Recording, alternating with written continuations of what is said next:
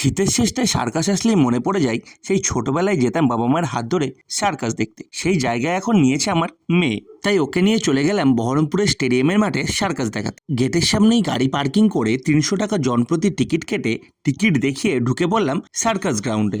সার্কাসের টিকিটের ভাগ ছিল কিন্তু 3 রকম, 100, 200 এবং 300। তারপর বসে পড়লাম আমরা সার্কাস দেখতে। প্রথমেই সবাই সার্কাসের ফ্ল্যাগ নিয়ে তাদের পরিচয় পর্বটা সেরে নিল।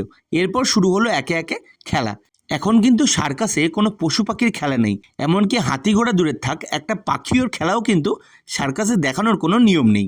এরপরে দেখে নিলাম একটু জোকারের খেলা, যেটা না হলে সার্কাস কিন্তু একদমই জমে না। তারপর ব্যালেন্সিং এবং খাঁচার ভেতরে বাইক চালানো। খেলা দেখতে দেখতে হঠাৎ মেয়ে বলল খিদে পেয়েছে, তাই ও একটু দুধ খেয়ে নিল, আর দুধ খাওয়ার পরে পপকর্ন এবং আমি একটু চা খেয়ে নিলাম। এরপরে আমরা সার্কাস দেখে চলে গিয়েছিলাম একটি রেস্টুরেন্টে।